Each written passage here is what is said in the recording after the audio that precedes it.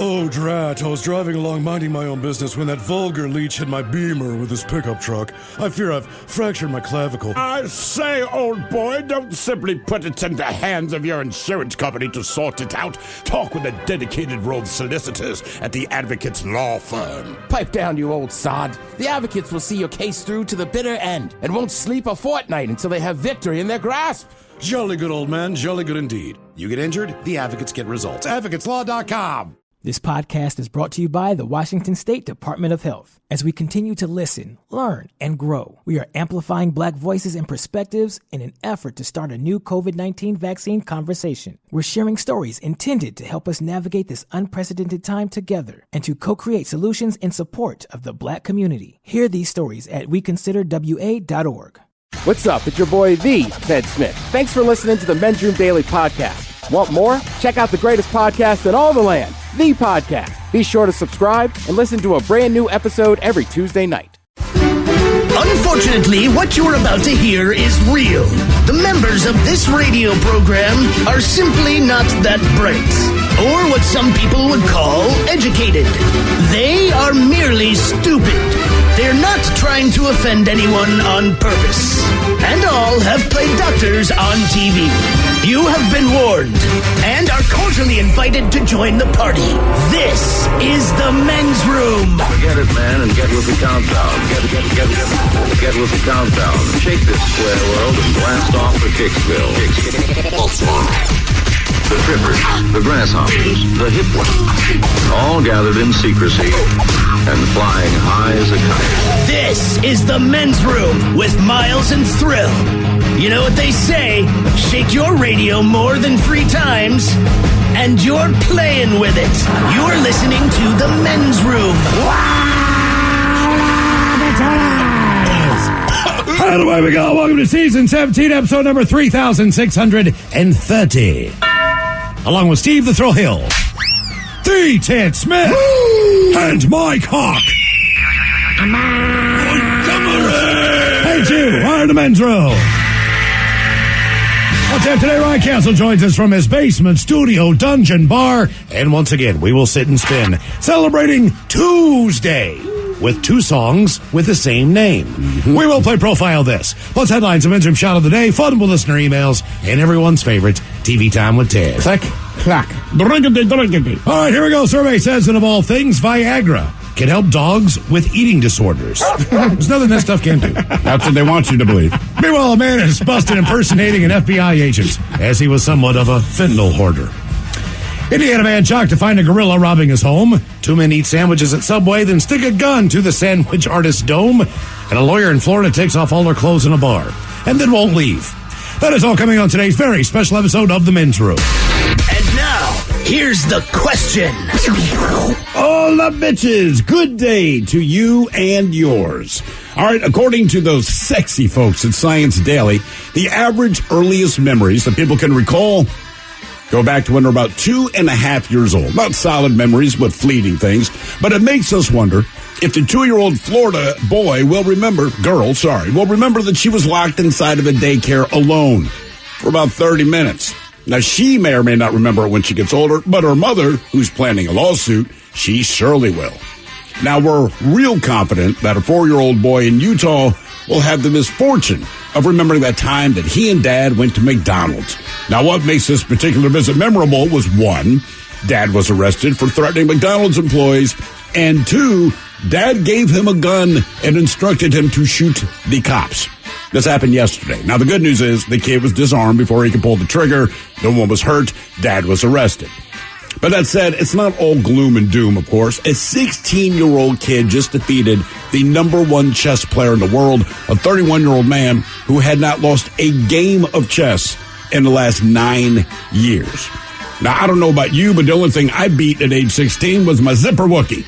And also, I suck at chess. Now, that said, I don't lack for significant childhood memories. I might remember them myself, but my parents don't mind telling me the things that may have slipped my mind. And look, same with you, and that's at the heart of today's question. We just want to know, hey, good or bad, what would be the story of being a kid? Be part of the big show. Call 206-421-ROCK. Like the Men's Room on Facebook. Follow us on Twitter and Instagram at Men's Room Live. And send your emails to the Men's Room at KISW.com. Debauchery rolls on. You're listening to the Men's Room with Miles and Thrill. 99.9 KISW. All the Machella's, away we go. Welcome to season 17, episode number 3630. What a large and a charged program we have for you today. Guaranteed future repeat. Hell yeah. It is Tuesday. TWOS day, right? Tuesday. All day, we are celebrating Tuesday and giving you a chance to win 2 tickets to 2 shows. We have those tickets for you right now. Do we have 2 tickets to Paradise? We do not have 2 tickets to Paradise. Eddie Rabbit or Eddie Money? That's Eddie Money, who unfortunately passed away. So he will not be playing the Woodland Park Zoo this year. Now he's got 3 tickets to Paradise. Yes. This hour, you can win tickets to see the Black Keys at Climate Pledge Arena October 2nd. Rise Against at WAMU Theater on April 19th. You just head to KISW.com right now. Go to that contest page and put in the code word. Are you ready? It is 2. TWO2. That is clever. TWO. TWO. Not TOO. As in or the TO. number. Correct. Right. Put that in the contest page, and you have a Or chance the to win those simple tickets. number. And, of course, every 2 hours, we will have more tickets. So in the 4 o'clock hour, all right, what do you got? We'll have tickets to Slipknot and Code Orange, the Crocodile. So we've got another pair of tickets. All right. Coming up as we celebrate 2, and we're playing 2 songs, as you see, back to back, from different artists all day long here on The Rock. I would just like to point out that the new Crocodile, fine place. Have you been? Have you been? We went once a couple of Saturdays ago, man, and that's in the old El Gaucho building down there. So they've kind of rearranged the look, but the original bar's still there. All right, kind of in the back. All right, that's a nice big room. Right, it is, and the sound was outstanding because a lot of times the smaller places it's hit and miss, right, with the sound, but they got it going on, man. Okay. So whoever you're going to see, that is a good place to see. Very cool. Unless the band sucks, in which case, you know. Ryan Castle once again will join us from his basement studio dungeon bar. We will sit and spin. We've got 2 songs with the same name. Do you see the theme here today? Oh. 2 songs with the same name. So the title of the song, there are multiple different versions of songs that have the same title. So it's not the same song done by 2 different artists. It's 2 different songs with the same name. Seems like there should be a moratorium, right? Right. Like, look, if you have a big hit and the name of your song is, I don't know, Lick My Neck, right? Well, if another band comes out with a song called Lick My Neck, even if it's an entirely different song, like, no, one's they a love can lick song. a different part of it. Mm-hmm. Yeah. But you got to change the name. One's a metal song. Suck My Neck, Kiss My Neck. Right. It just can't be Lick My Neck. So 2 songs with the same name coming up. Of course, bless you. Bless you. We will do the Men's Room Happy Hour for you, as there's more Men's Room every Monday through Friday at 6. If you download the Odyssey app and search for the Men's Room Happy Hour, that channel goes live at 6. It's more Men's Room. It is R-rated. It is adults only. We hope to see you there. If you've never joined us, we'll get to the effing news today for episode number 122. Again, Yeah, we'll see. The Odyssey app It is absolutely descends free. into chaos. We always I have know. plans. Like, we have a plan for what we're going to do, but we it's don't really, 50-50. but we don't have to follow it. So Exactly. We don't really care. You know what I mean? Like, if we get talking about something, we're just going to talk about whatever we find interesting. All right. You know, so, but today we do have the return of the effing news. Maybe we'll get there. Maybe we won't. And as you know, sad news today, we do have 2 songs coming up from the Screaming Trees and Mark Lanigan, who passed away at 57 years old at his home in Ireland. No more details were made available about any of that. We know there's a lot of friends, a lot of family, and a lot of fans in the area. Mark Lanigan and the Screaming Trees. So we're definitely going to take care of you on that. I just read a really great interview with him, too, about 3 months ago in Mojo Magazine, which got me all fired up, and I had ordered I had like a 5-album box set. I'd gotten that a couple years ago, but after I read the interview, you get in the mood. I'm like, hell yeah, man. I put them on, but things seemed good at that time. Right. I was blindsided by this today. And I did get a chance to see him at Showbox, which was an amazing show. I did not. And it was like a who's who of the Seattle music scene was there to watch him do his solo gig. Sure. It was an incredible night. It was an incredible show. So that's some sad news for sure that he has passed on. All right, moving on to our question, good or bad, what would be the story about you being a kid? We start with Stephanie Martinez. She went to her daycare center to pick up her 2-year-old daughter Wednesday night. She said she found the girl locked inside the facility alone. Police say the kindercare employee, who was in charge of checking children out of the building, left for the night at 6:20 with the girl still inside. Martinez then called 911 when she got there at about 6:28, and the girl was freed in about 20 minutes. She had not been harmed, but Martinez said she could see her through a window on the door, crying inside the dark room. They turned off the lights and everything. She was right. super traumatized. She is definitely planning a lawsuit. The local child protection agency is investigating. It's not clear whether criminal charges will be filed. KinderCare says the incident should not have happened. Well, They've yes. placed all workers involved on administrative leave until the investigation is completed.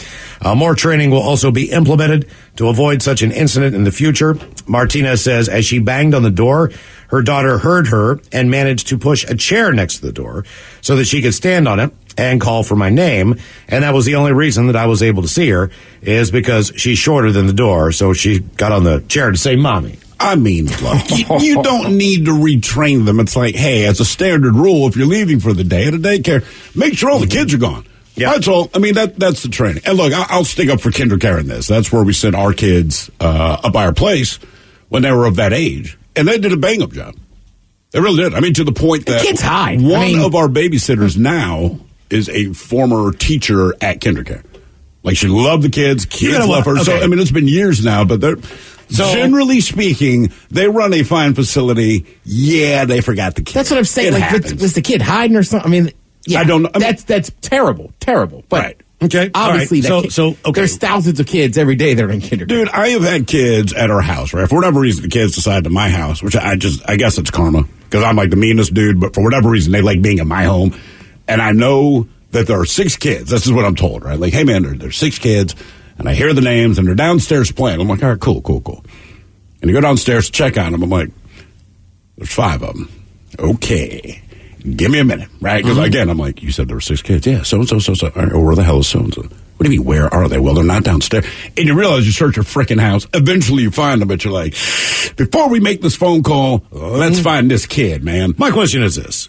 So, and I'm sure it's a pain in the ass for anybody who's in daycare, or as you would say, Ted, like the principal at a school, whenever some kind of event's going on, and you're supposed to pick up your kids at a certain time, and the parents aren't there, you can't exactly just leave. Right. You got to that's stay one of with those the things. kid. And your brother used to drive. He does it all the home. time. You know, it's like he still does.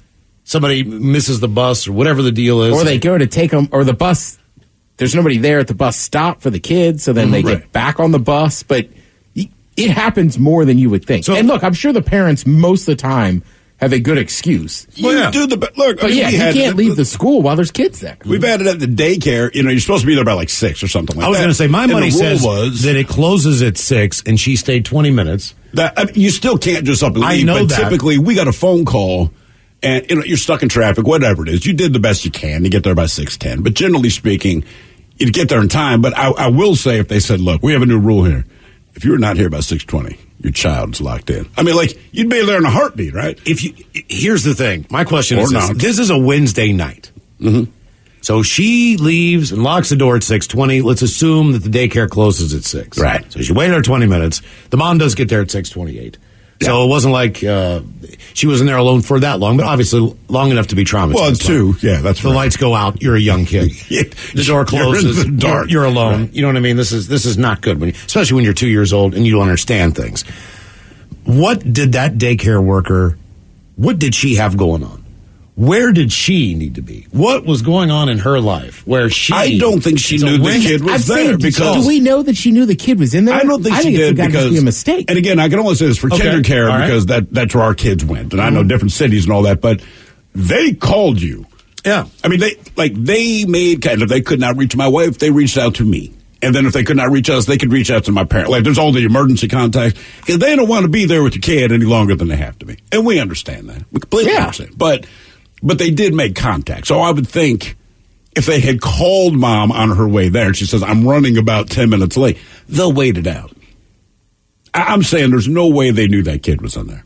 There's no way that ends well. There's no way that ends well. No matter the employee, right? I'm the last person on the shift. I go all the hell with it. Like, no one's going to notice that when I come in the next day. Right. Oh, Steve. Although, look, I've told this before, but Ray Lewis, years ago in Baltimore, he does this big charitable thing for the broke kids of Baltimore, and it is a massive deal, man, and it is very cool, and he puts all of his own money into it.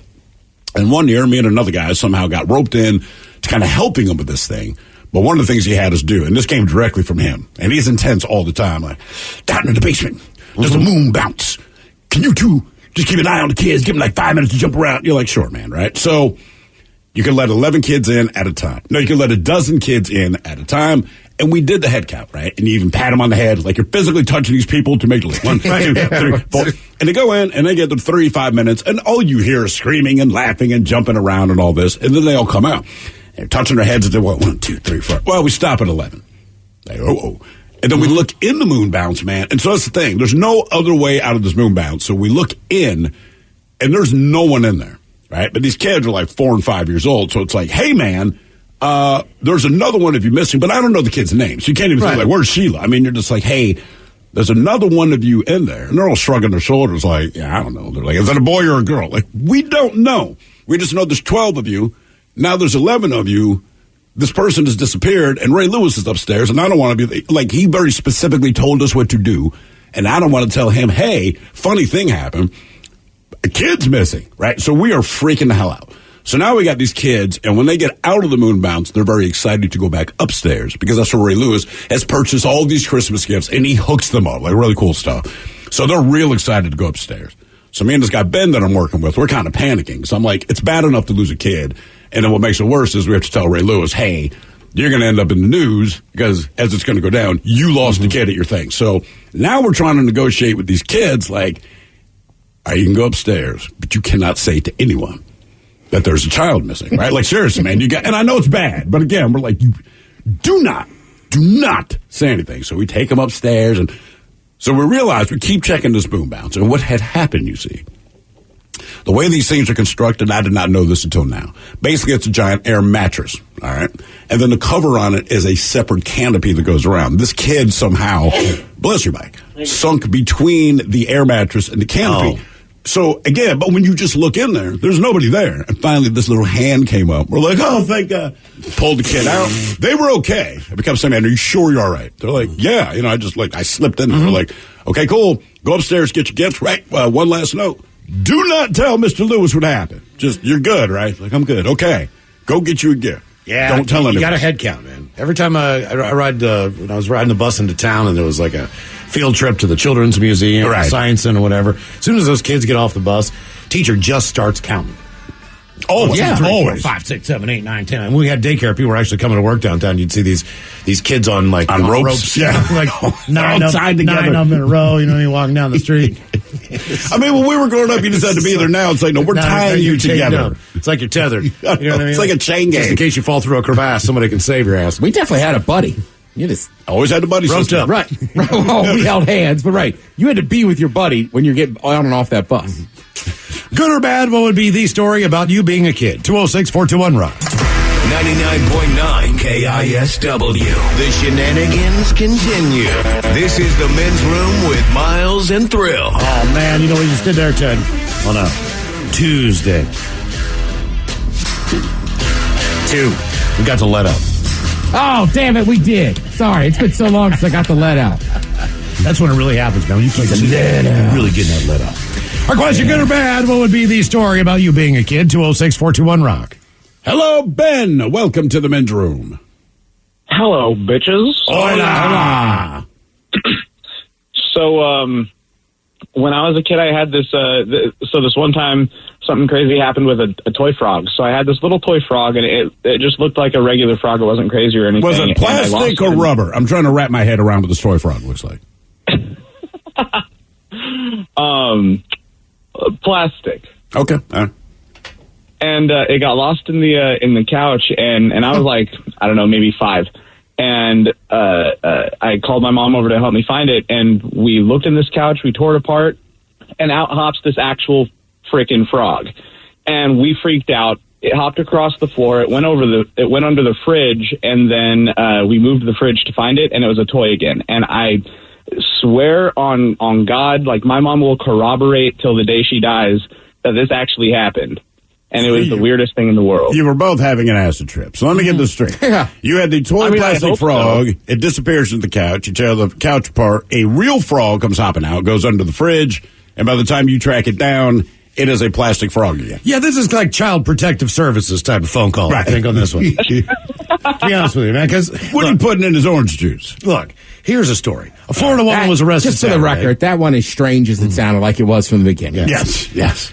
Florida woman arrested Saturday for allegedly providing a 14-year-old boy with meth. Oh. Cheryl Ann Eskeek, facing 3 counts of aggravated child abuse, 3 counts of contributing to the delinquency of a minor. Yeah. She gave the boy meth on 3 different occasions between February 10th and the 12th. Per the victim, provided the meth, she held the foil paper that contained the drugs. She heated the foil with a lighter to cook the drugs as the victim used a plastic straw to inhale the vapors from the foil, according to the affidavit. Well, a family member of the teen called 911 after she spoke with him on the phone and realized, much like our caller, the victim was hallucinating.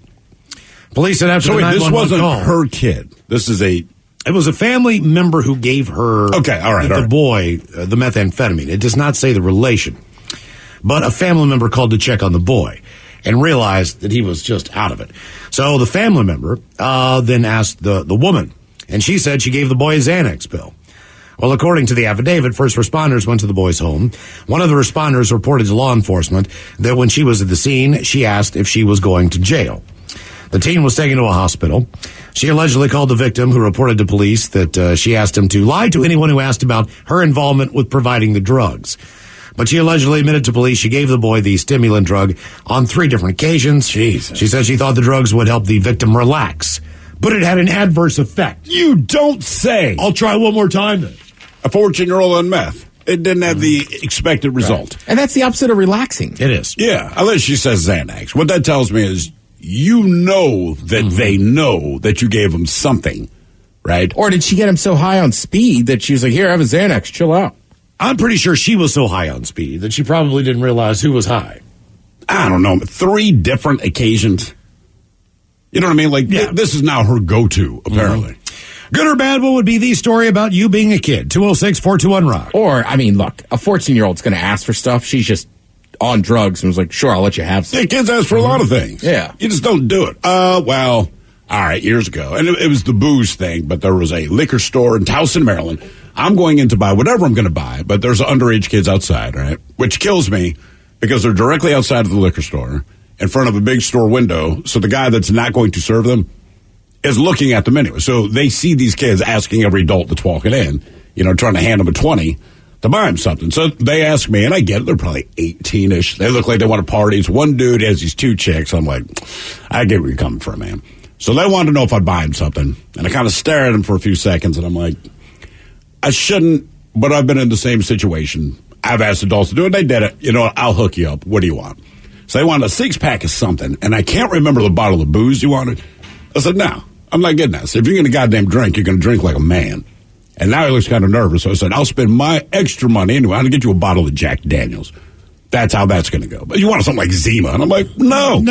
I said, if you're going to drink, then you're going to drink like a goddamn man. And I sure as hell am not going to ask for Zima as a grown man from the man behind the counter. Because he'll know it's not for me. Yeah, so I hand him a little bottle of Jack. They're like, thank you. I was like, be careful with that. Good or bad, what would be the story about you being a kid? 206-421-ROCK. My brother's only rule, and I get where he's coming from. He's just like, look, I'm not going to the liquor store to buy you 100 different things. I'll get you a case of beer and a bottle of something. Right. Mm-hmm. Otherwise, it's a tip-off. Hello, Daniel. Welcome to the men's room. Hola, gentlemen. Happy Tuesday. Hola. Okay, so this is the story that normally starts off the rest of the stories about me and is the one that I had the most direct control over. So when I was roughly 4 or 5, my eldest brother, who was around 8, and his friends were throwing rocks over the house. Well, I decided that I wanted to be a part of this. I picked up a decent-sized rock and chucked it. But of course, being small and not very strong, that rock didn't clear the house, but instead went straight into our double-paned sliding door. Yep. And it was a rental house. So needless to say, that was not a fun time. No, that's pretty expensive, even then, I'm sure. Because I had to replace the glass on a slider that just exploded on me. So I have a pretty decent idea what that costs. How bad was your punishment for that? Oh, I didn't get punished. My brother did. That was the best part for me, though. Well, sure. Well, Did they think he did it, or were they mad at him for letting you try? They were mad at him for letting me try. All right. Yeah, I mean, look, I'm not the oldest in the family, so I don't know. But that always seemed like an unfair thing. Like, my brother never went down in flames for anything I did. No. But it's like, don't put it on him. Like, I made this decision. That's why I did this thing. But he was never held accountable for anything I did.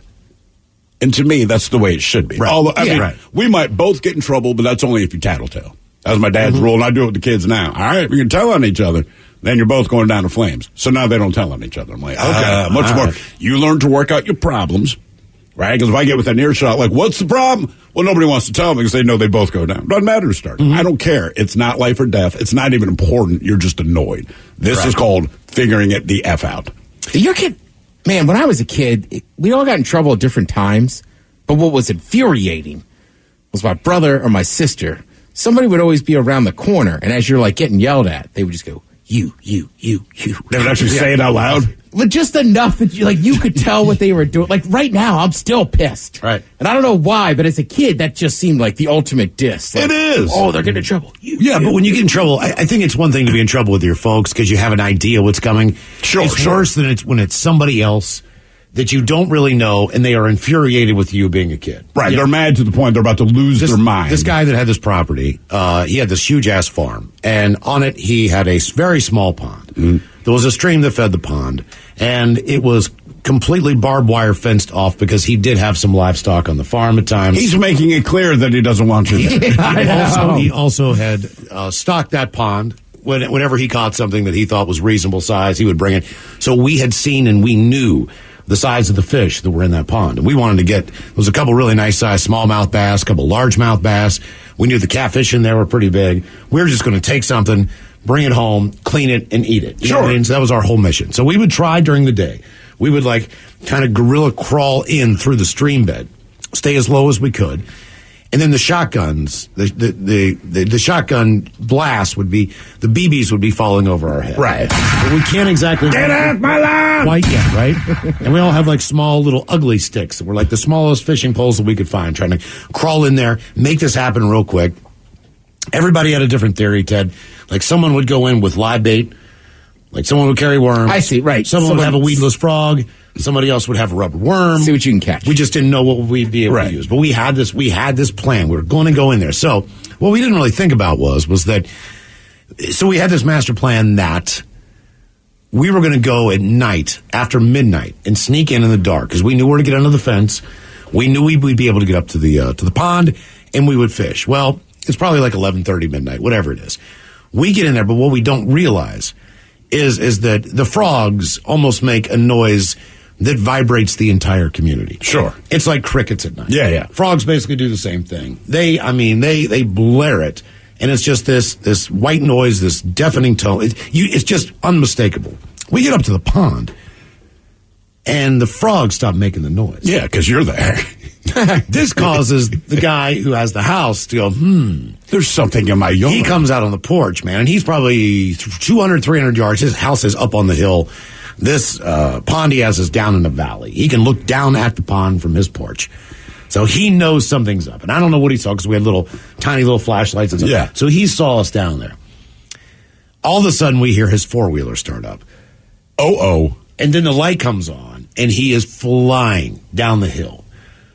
I'm assuming he had a shotgun with him. We could not really see him, but he always had a shotgun. He was coming at down night, there. and there's someone in my yard. Yeah, you just think there's somebody on their property. Oh my God! And I'm telling you, man, it was just we booked it out of there. And when we crossed the fence, he pulled up to the fence line and basically shot out over our heads at us as we were running back into our neighborhood where there were homes. And so this like repeated itself probably 2 or 3 times because we hated this guy. And we were so determined to go in there. Did you ever successfly do it? Because obviously if you go at night. Oh, no. Right, yeah. Never. Why did you hate him again?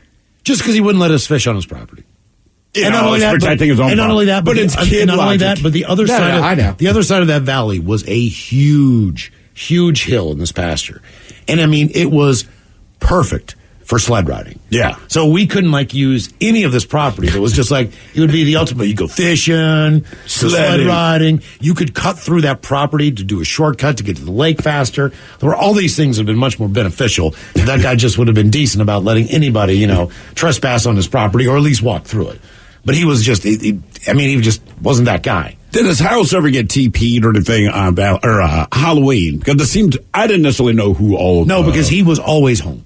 You never knew, he was the guy who never. He was always home, and it's a big piece of property. And he was always working on the property. So he was always outside. He was always there. He was always taking care of either his animals, his chickens. Like, he was there all the time. And his wife was even more scary. You could always tell the unpopular neighbor, right? So in your immediate vicinity, you knew who you liked and who you did not like, right? And then me and my friends would meet up, and sometimes you kind of skate through their neighborhood. I mean, it's kind of one big neighborhood, but they lived on one side, I live on the other. And I'm walking by a few houses that I would see every day on the way to school, but I mean, their house is just covered in eggs and toilet paper. And as you walk by, look at your friend, you're like 10 years old, you're like, yeah, they're a-holes. I'm like, God damn, I can tell, man. Right. I can tell. Well, the one guy who lived in our neighborhood, and this is kind of where we would get into that property. This guy was like a single guy. He was an attorney. He was probably 32 years old. He was just, he bought a brand new Corvette. He was that guy. Right. And every time he drove down the street, he had a different date with him, you know what I mean? But he would never acknowledge us as kids. And that's a little bit weird when you're in a neighborhood because it almost seems like when you always wave to the kids. Everybody kind of knows who you are, and he just kind of like would drive with his arm out the window and his sunglasses on and just. And kids wave to you anyway, Right, exactly. man. I'm sitting at Olive Garden the other day. There was a kid, I don't know who the hell this kid is. They're at another table with their family. She glances over, looks at me, right? We make eye. First thing she does is wave to me. Yeah. I flipped her off. No, I waved back. So my buddy, he just got a brand new official NFL football. All right. Now, this was a big deal for us because Sure. it was like the NFL football. You got the Duke. Was it the one used in the game? Probably not, but this was the one that was like $40 at the time. Yeah. It was the nicest football that you could buy. So my buddy gets his football. We are all in, but we don't have a lot of room. There's not a lot of yards that aren't hills and things like that. So it was easier for us to play in the street. So as far as like if you wanted to run patterns, if you wanted to throw, whatever, not good for the ball, but so at one point in time, my buddy Pat, it's his ball. He takes the ball, and we're throwing it over the top of the cars when the cars drive by. Right, it's just right. one of those things. It's like you run that, man. We'll just throw it like the car's the defender, right? Sure. Pat throws this ball. Cars back then had antennas. Oh, no. Pat nicks the antenna with the football. The football deflects, and based on the way that the guy was driving, the ball landed inside his like T-top sunroof thing. Yeah. The ball is now in his car. He slams on the brakes. He gets out. We take off. You know what I mean? Of Take course. off running. That was the last we ever saw the football. and every time he would drive by from then, he would always wave to us. Like, then he was nice. I got your football. You know what I mean? Like, you know, go ahead and ask me. Go ahead and ask me if I got your football. Right. One of those. Did you lose a football, kid? Yeah. Because I got a football. Right. Pat's like, man, just go knock on his door and see. I'm like, dude, his car's there. Go ahead. You know what I mean? Like, It might have been worth it. Yeah, see, we know that as adults, but as a kid, you're like, this is the last thing I want to do. Getting in trouble right? with someone else who's an adult, but they're not your parents. You know what I mean? Like, it's one thing if it's your friend's parents. You know them. Sure. You know what I mean? It's not the worst thing in the world. No, look, you're right, but I mean, I don't know. I feel like if he had been like screaming at you or something, I'd be more scared. Like, maybe he just thought this was his invitation to Yeah. say hi to the kids. Look, my brother lives on what do you call it when it's like a cul-de-sac off, like a bottleneck or some crap. Right. A jug handle. Yeah, okay. I don't know. It's like, right, it's like they live in like a neighborhood, but then their street is like even tinier, but there's only like 5 houses on there. Okay, all right. So they had one neighbor that like, and the one neighbor was that guy. It was him and his girlfriend, and he had like a cool Jeep and this and that, but he just didn't have kids, right? And like, he would sit out front and rip a dart, you know, smoke a cigarette, and my niece would always be like, yeah, can you believe he's smoking? What's this? Like, Yeah. But they were always like, he's, you know, standoffish and this and that. So one day I was out there, I was like, what's going on, man? He's like, no, nothing much. Nobody talks to me. Really? And I was like, oh, really? He's like, yeah, you look like your brother. Nobody talks. And he was like a really nice guy. He was almost like he was like The Boo Radley of the neighborhood or something. Right, he was like hurt. He was like, yeah, just nobody says anything to us. And I was like, man, that sucks. But then, of course, I went back in my brother and my sister-in-law. They're like, well, I don't know. They don't have kids. I was like, well, it is a nice neighborhood. It doesn't mean they can't talk to them. Yeah. Right. And I was like, like the guy smokes a cig out front. Like, So I don't know. Say hi. So the guy. yeah, it is. It's always strange when you're the person around all the parents and you don't like in the neighborhood. So the guy who had the Corvette, all right? So the guy that never gave the football back. Across the street from him was a very religious family to the point where they would give you literature on Halloween. Oh, yeah, we all have that They would family. give you like Bible verses. Thank you. They had like a little pamphlet they would give you. It's their way of saying stop coming by. Right, correct. Well, I did it last year. I'm going to do it this year. I'm going to do it again next year. And you guys keep coming, hoping I have candy. I don't. religious holidays, man, they went all out. They would put out inflatable rabbits in their yard, bunnies, It was incredible, the display they put up. So we decided at one point in time, it was just like, look, we've had enough. We're going to go there. We're going to kill the Wabbits. We've had enough. How old are you? Probably like 10 or 12. Like we were all right. Bugs Bunny, this is kill the Wabbit. Yeah. So we snuck out at midnight and we're going to kill the Wabbits. So we all grab steak knives. All right. And we start popping these rabbits. All right. In the yard. Well, apparently the guy across the street, he saw us do this. This is a football guy. The guy's he sees. Okay. He sees us do this. The owner comes out. He's got a baseball bat. He takes it and he cracks my buddy Brett across the bat. And I can just hear. This kid's 10 or 12 years old and he hit him with a bat. We had ski masks on. You know what I mean? Like the kind with the eyes in it that you actually did use to go skiing back in the day, like snowboarding and all that stuff, snowmobiling, whatever it was. Like it looked like something you were going to rob a bank at. So he had no idea, what we were. But man, we slaughtered about like 20 of these things right before he gets out. But I will never forget the sound of that baseball bat hitting my buddy in the back and listening to the sound of the air leave his lungs because it was unmistakable. So Brett takes off running. I take off running, blah, blah, blah. So the guy who has the football, he's the one that rats us out to the guy. He's like, I know who these kids are. I know exactly who these kids are. So then he gets on the phone and calls our parents at night, at midnight. Where are your kids right now? And they're like, he's not here. Okay, well, when he gets home, just know that they did this. You know what I mean? And that was at least a month to 2 months of me not being able to do anything.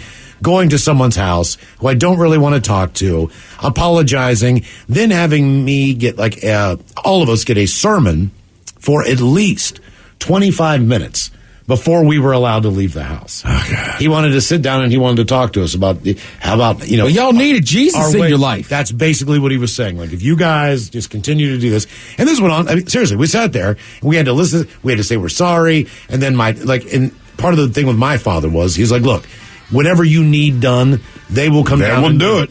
So look, goddamn right. He's going to come down and cut your grass when you need it if you're out of town for vacation, whatever. Your house could use a touch up on the paint. Right, whatever it was. We can mend your fence. So I had to do one project for him and help him. Of course, he wanted to work with me that day so he could continue to preach to me the entire time. I think I raked leaves or whatever the deal was, bagged it up. A couple of people here made the comment, not the first set of Wabbits Miles has killed.